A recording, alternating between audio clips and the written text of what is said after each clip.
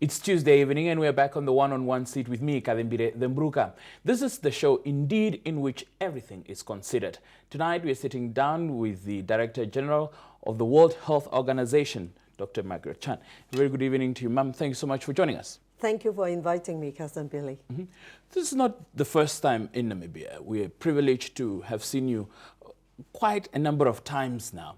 When you come to this country, what impresses you most, especially dealing with health issues? Well, this country is a beautiful country. First and foremost, let me tell you, Namibia may be small in population, but it is a big country, and I have a big heart for that. One of the important reasons I'm visiting this country, this is a second official visit, but I was here in 2006, also talking to your government. I feel the strong political commitment starting from His Excellency the President himself, and as well as the First Lady. I met them and we talk about their health priorities for this country, and they attach a lot of importance to children's health, women's health, HIV, tuberculosis, and malaria. And these are diseases included in the UN Millenium Development Goals. So I thank them for their political commitment. But what is more important is in terms of investment from the government budget on health, it has been consistently in the top 2 or 3. And that means to me, the government leaders of this country, they think health is important. And that is precisely what I've been saying. You need educated, healthy human capital to sustain development of this country. And this country has great potential. Let's now try and unpack some of those health priorities. HIV/AIDS is one, and we have seen that demonstrated by a scale up of things like antiretroviral therapy. We are seeing prevention of mother and child transmission services are being tackled. We're seeing 50% reduction in new HIV infections over the last 10 years. And those achievements are attributed to what? This is attributed to, number one, as I said, you always need political commitment.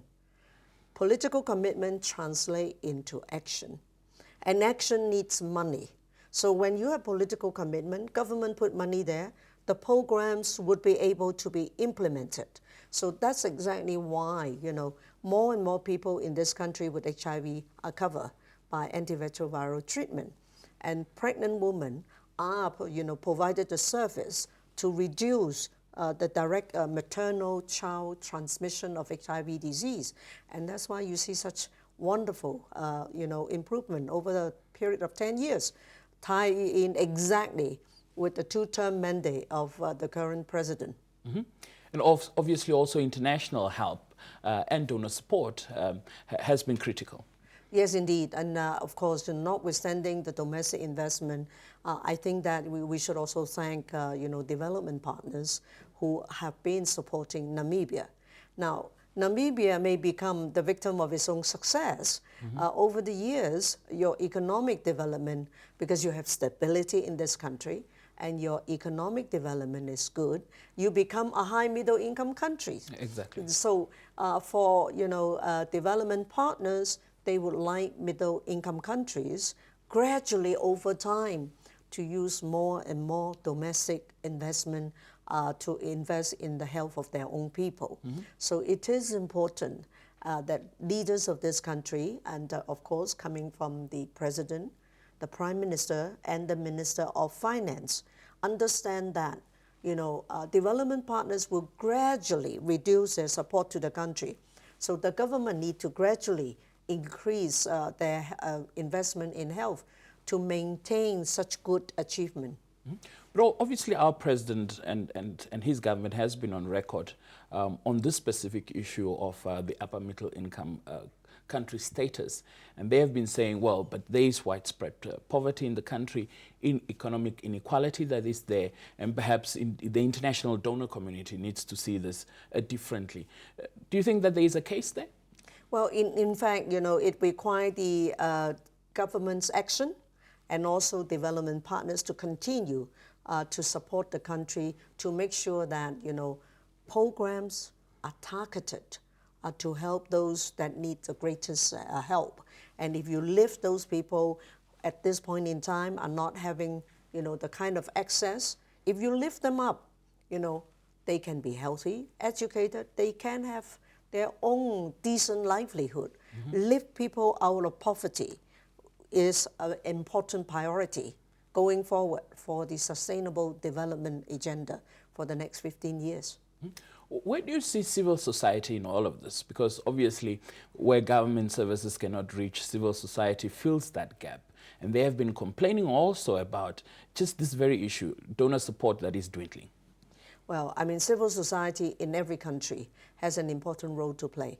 Many of them provide service to support governments or to complement government service.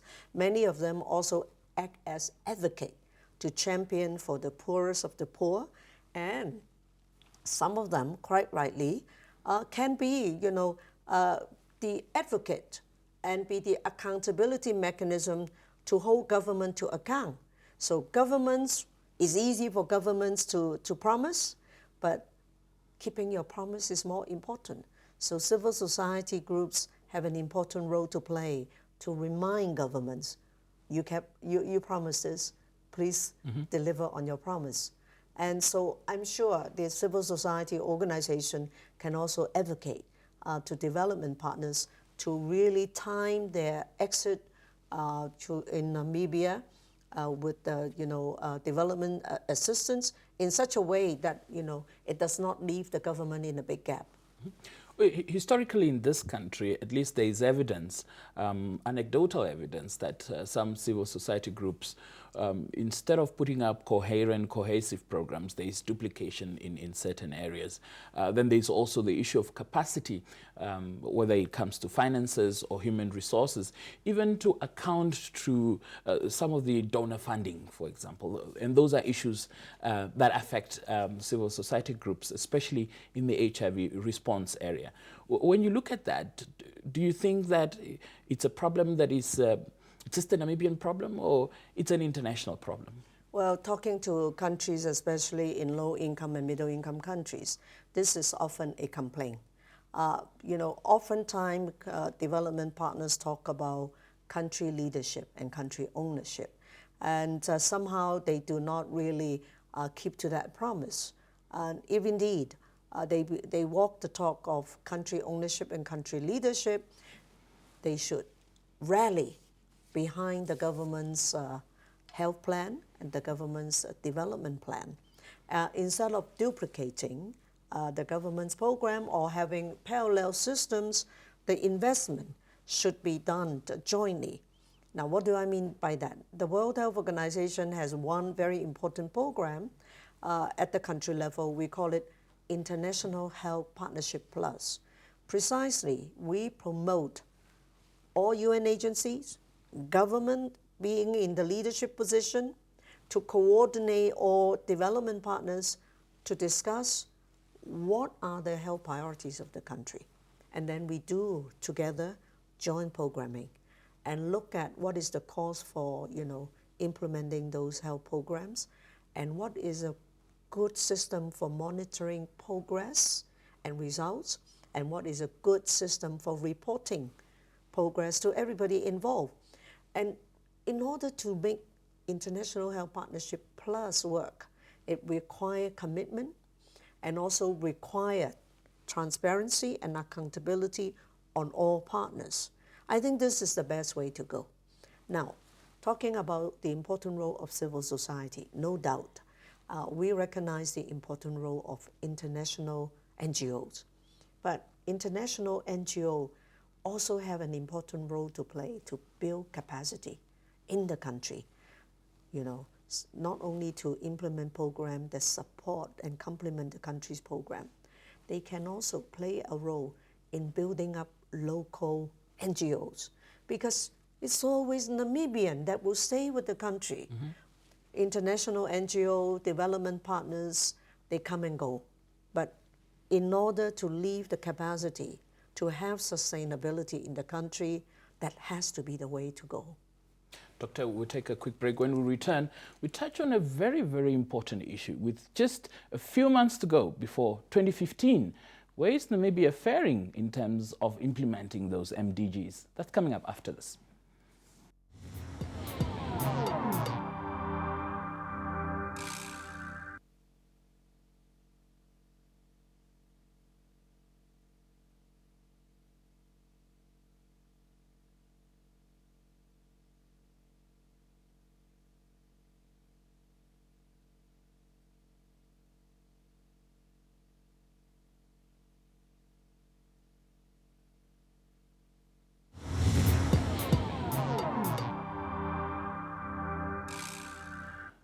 Welcome back. You're tuned into One-on-One. My guest tonight is the Director General of the World Health Organization. Doctor, as we continue, with just a few months to go, and you talked about those Millennium Development Goals that came into being in the year 2000, and there was that 15-year period in which member states of the UN needed to implement those MDGs and meet those targets that were set. Namibia obviously has fared well in certain areas, but it's not doing relatively well in certain others. When you look at that, is it a mixed bag for you? Well, I think Namibia has done overall make good progress, and we are now in July 2014. We still have about a few hundred days to go, and I'm confident with the ongoing progress and commitment, Namibia make a work hard, and they will achieve the MDGs 4, 5, and 6. As I said, good progress overall, but maybe pay more attention to maternal and child health area, because the improvement in the under 5 child mortality show up an important area, which is called the newborn period. That is an area. Now we understand that far too many children or newborn babies die too soon.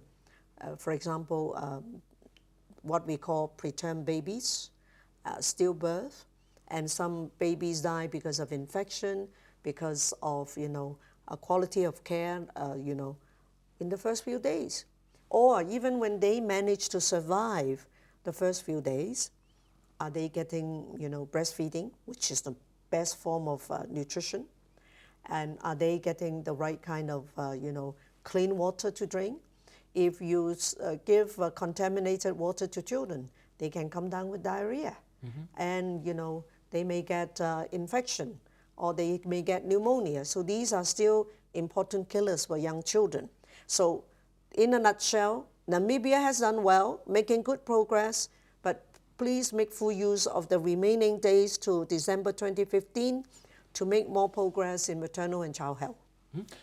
On the issue of quality of care, I mean, what do you think needs to happen there? Is it just a matter of retraining the health professionals, or what needs to be happening there? Okay, quality of care, depends on well-trained, healthcare workers. Now, the good thing about Namibia is your antenatal coverage is very good. And also more and more women are delivering at facilities instead of delivering at home, because home delivery does bear higher risk. The risk of infection, the risk of getting from home to the healthcare institution in case there is obstructed labor, and so on and so forth. So it is important that government continue to advocate and promote more facility-based delivery with fully trained midwives or healthcare workers.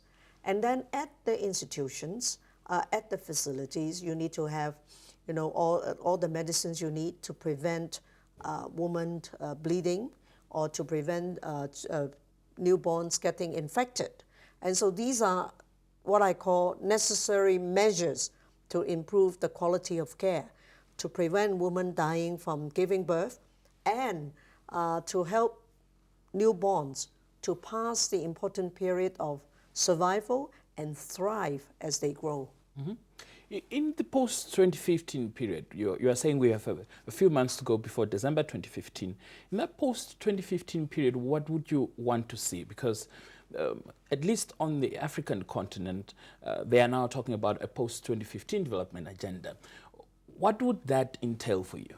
Well, for leaders in the African continent that I've been in touch with, consulting them, what are the important issues for you in health?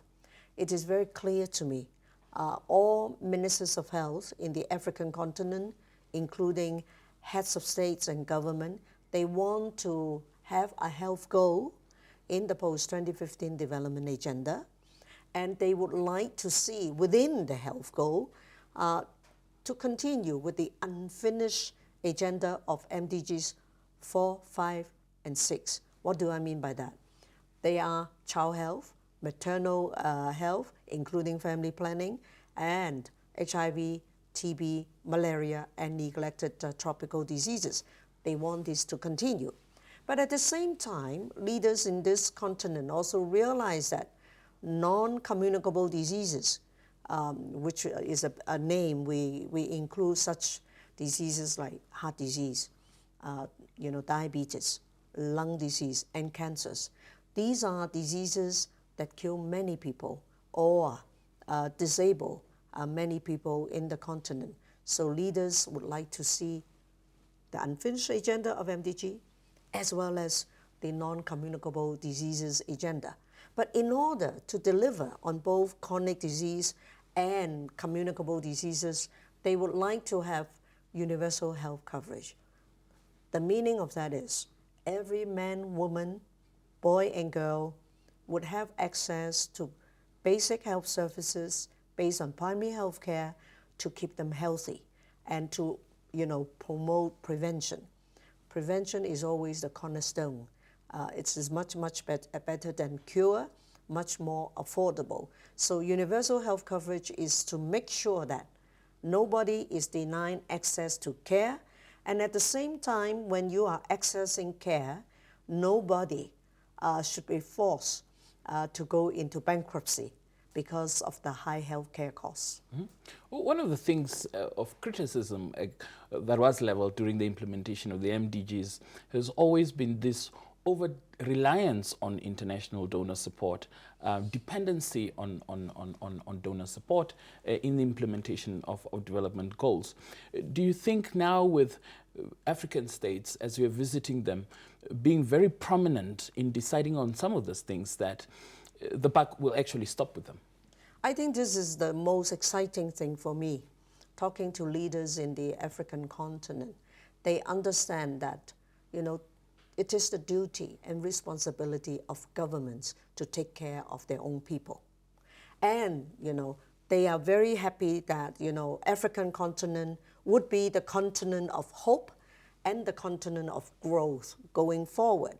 So the economic growth in the African continent is an opportunity for governments to rethink, going forward, can we reduce the reliance on development support and really make use of our income through different sectors to invest in the health of their own people?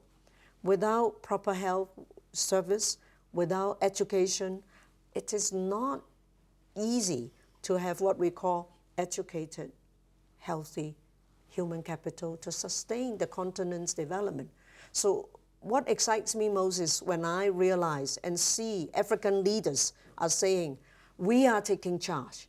We are going to do what is right for our people with our own investment.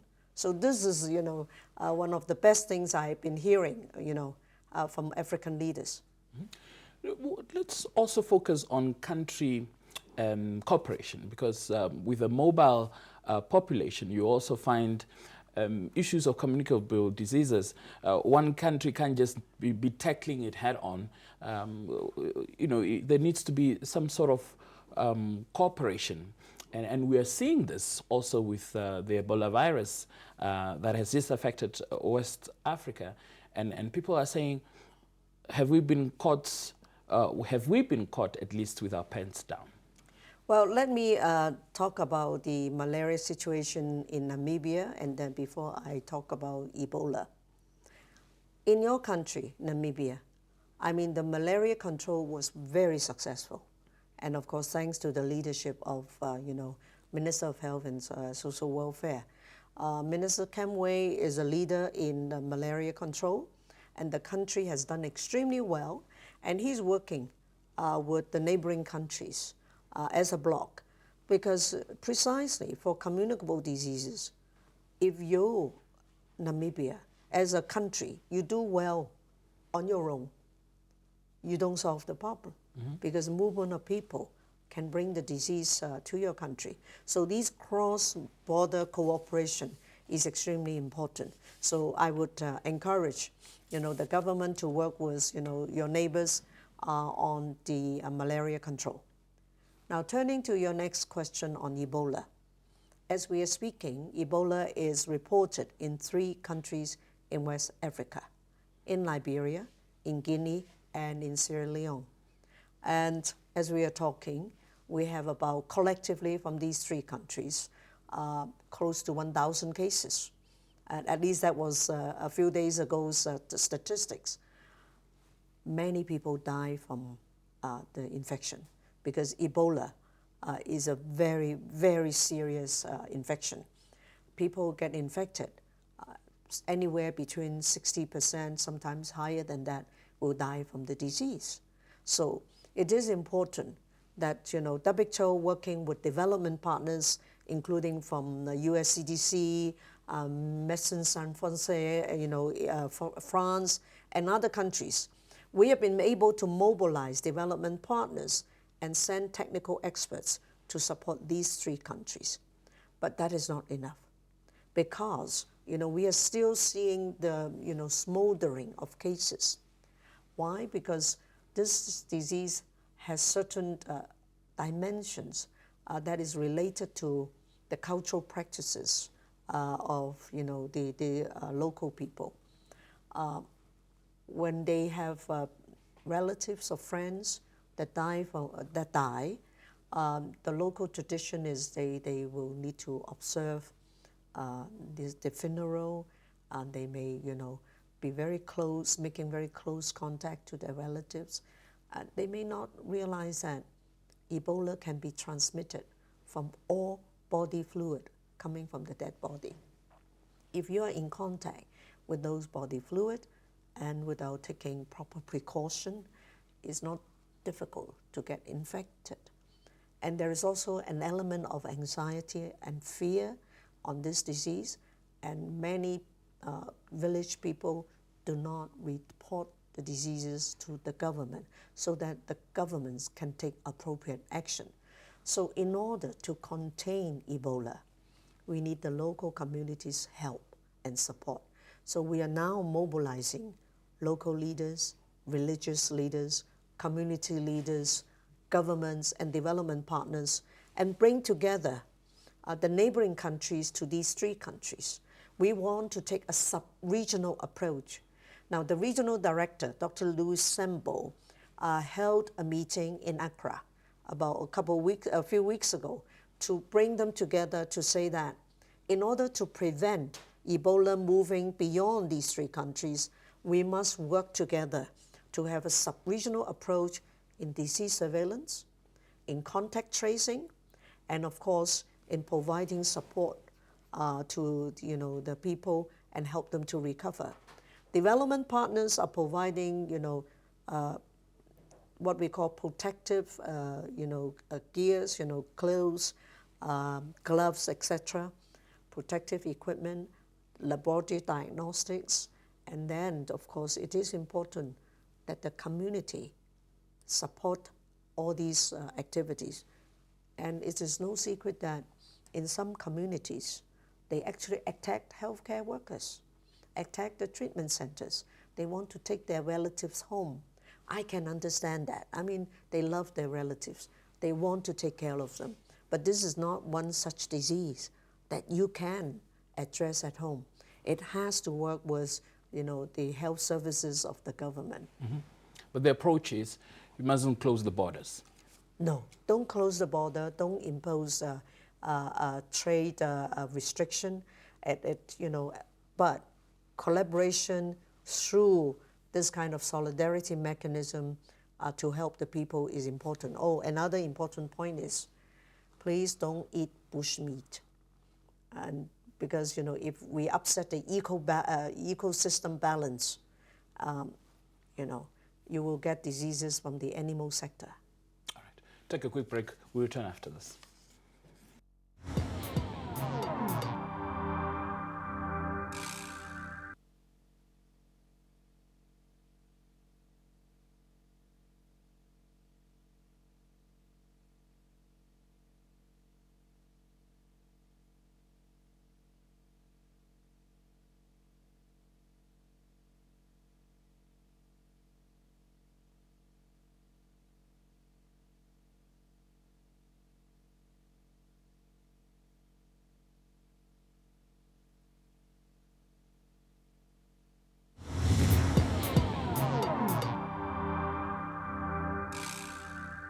Welcome back.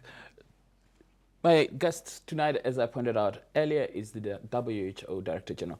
Doctor, as we round up our discussion tonight, because we have covered so many things from communicable diseases, non-communicable diseases, and what needs to happen in terms of strategies that needs to be implemented, but also at a WHO level, organizationally wise, at least you have been talking about a reform process.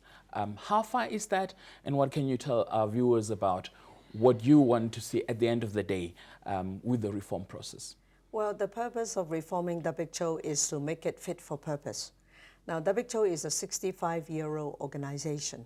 And in the last 65 years, 65 years ago, WHO may be the only organization that have all the experts, drawn from different countries to do health. But, over the last 65 years, many countries, including countries in the African continent, have universities, have trained their own people, and they have capacities. And many of them actually are providing support, through South-South transfer of knowledge and transfer of experience to help other countries. So WHO need to look at, going forward, what is the right kind of business model for us to operate in so many countries in the world. We have 194 countries, and countries in WHO are very diverse, from high income to middle income to low income country. The way we do our work or do our business is different in different countries with different economic development. So the bottom line is we want WHO to be relevant, to be fit for purpose. So in the case of Namibia, what kind of support can we provide to Namibia to support the leadership here? What we are providing support in Namibia is different from a country which have no system, or in a country in conflict, or in a country who's just post-conflict. So this is the kind of thinking we need to put in place. Now, in order to make WHO fit for purpose, our staff need to look at, do they have the right skill mix, the right knowledge? If not, how can I, as Director General, provide training for them, to reskill them, retool them, so that they are at the cutting edge of knowledge? And on the other hand, can we do our work in a much more cost-effective manner? Because my priority would be, as far as possible, we provide support to the countries. Either, we are not a funding agency, but we provide technical support.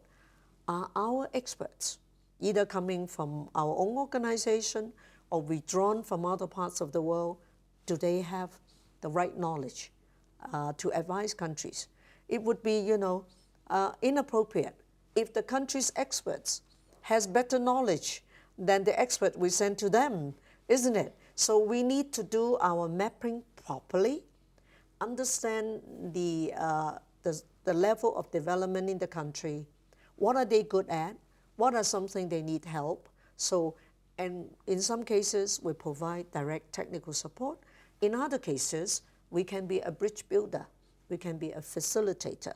We call triangulation to facilitate South-South collaboration and technology transfer. So these are the new thinking we need to put in place to make WHO truly an organization that can help countries to improve the health of their people, being relevant, being fit for purpose, and doing work in a cost-effective manner. And that will be achieved in your term of office? Oh, I will do my best. I am very proud to work with my team and get the support of my staff across the organization, and supported by a member state-driven process. This is most important. When member states take on board the WHO reform is their process, they have the ownership, and they will make sure, the reform will continue even after my second term. But I'm very mindful that I need to put in place a very good foundation so that my successor in 3 years' time can build on that foundation and continue to make WHO a very important, credible, an organization that is trusted and respected by our partners, and more importantly, by our countries. Doctor, it was a pleasure talking to you tonight. Thank you so much for joining us. Thank you so much for having me. And that was the Director General of the WHO on this one-on-one seat with me, Kazembire. Until next time, bye-bye Namibia.